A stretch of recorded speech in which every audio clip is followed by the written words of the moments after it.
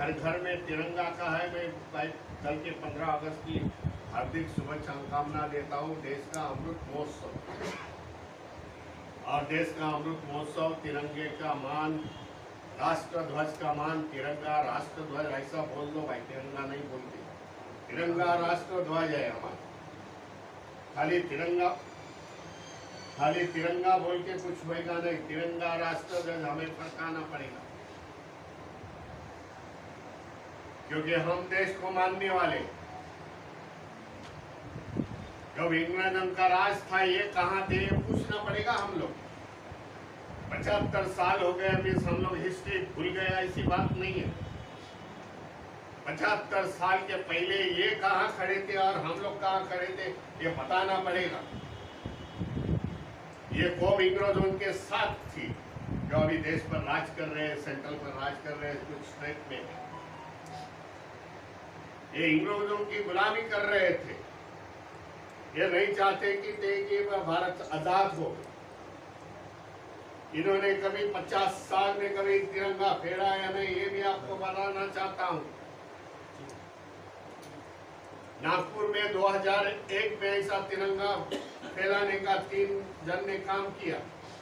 Nagpur city में RSS के office में गए 15 अगस्त के दिन 2001 में, उन्होंने तिरंगा फड़काया, तिरंगा का फ्लैग होस्टिंग किया। उन पर केस हो गई, एफआईआर हो गई, गिरफ्तारी हो गई। उनको बता दो कि हम लोग भूले नहीं हैं। जब केस कोर्ट में खड़ी हो गई, जज ने सब समझा के लिया और बोले छोड़ दो, इनका कोई कसूर नहीं। 1990 में पूना में इन लोग का हेडक्वार्टर है आरएसएस का। ये अभी 2001 की बात बताई। 1919 में 1990 में प्रकाश अंबेडकर के कार्यकर्ता ने पूना में, उनका बड़ा हेड ऑफिस है, उन पर उनका झंडा फड़काया।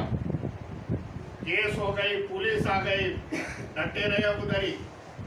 बोले आज 15 अगस्त है, हम लोग झंडा फड़काएंगे, यहाँ फ्लैग होस्टिंग करेंगे। डर के मारे, इज्जत के मारे सब आरएसएस के पदाधिकारी आ गए। बोले हम लोग भी तुम्हारे साथ हैं। बोले हम लोग नहीं, तुम्हारे हाथ से फड़काओ। ये ऐसे लोग हैं, ये गुमराह बनाने की बात कर रहे हैं। गुमराह बनाने की बात कर रहे हैं कि देश में झंडा फड़काओ, घर घर में तिरंगा। और पहला तुम्हारा इतिहास क्या है, तुम्हारी क्या है, वो लोगों को समझाओ। वो नहीं बताएंगे, हम लोग का काम है ये बताओ सब लोगों के सामने। भाई यही लोग हैं जिन्होंने तिरंगा को विरोध किया था। यही लोग हैं जिन्होंने बाबा साहब के संविधान को विरोध किया था। यही लोग हैं जिनका आरएसएस का चीफ ने बताया था भारत का संविधान बहुत अच्छा है। मैंने पढ़ा है, ऐसा आरएसएस का चीफ उस समय का बोल रहा है, लेकिन बोल रहा है ये संविधान शेड्यूल कास्ट में बाबा साहब अम्बेडकर ने बनाया।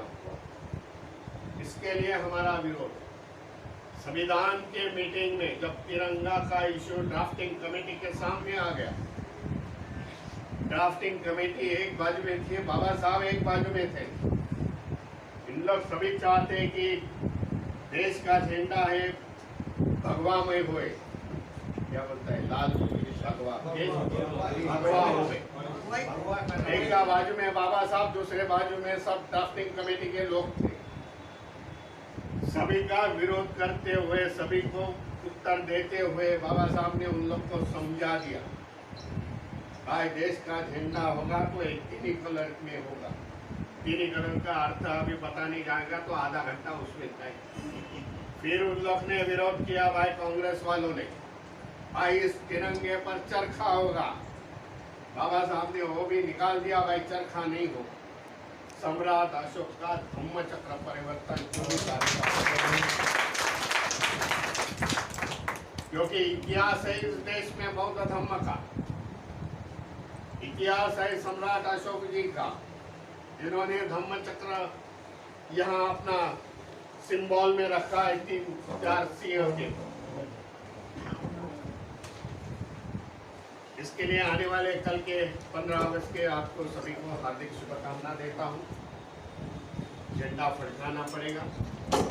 जो घटना गई उमेश सिंह ने मुझे बताई, यहाँ से कुछ 20 किलोमीटर की दूरी पर कौन सा इलाका है जहाँ से आप बिलोंग करते हैं, गूगल का बाबा साहब की प्रतिमा उन्होंने वहाँ से सरकार ने हटा दी। दूसरी रोहिणी भाई मैं बताना आपको चाहता हूँ, जब ऐसी घटना होती है तो उसका दम से भी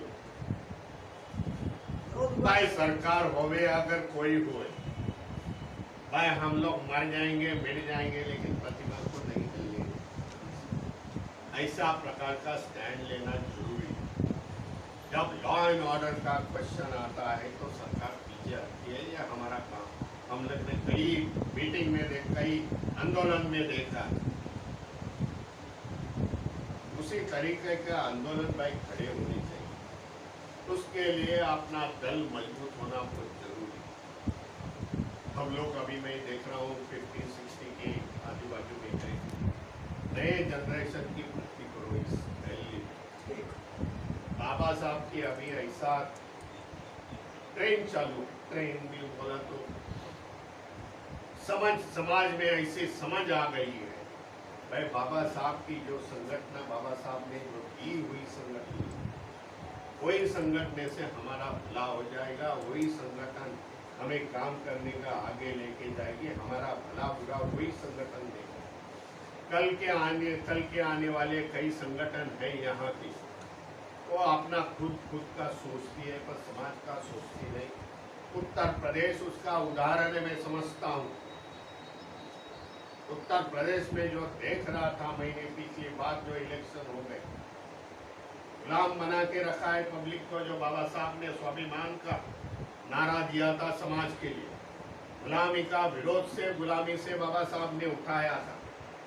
वहां की जनता मैंने देखी, वो एक पक्ष के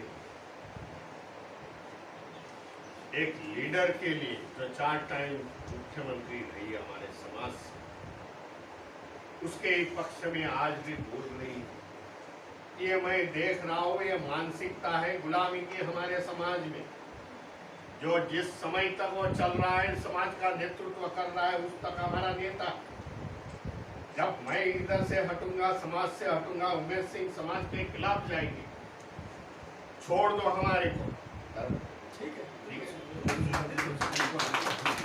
छोड़ दो हमारे को, दूसरा लीडर पैदा करो जो समाज को लीड करेगा।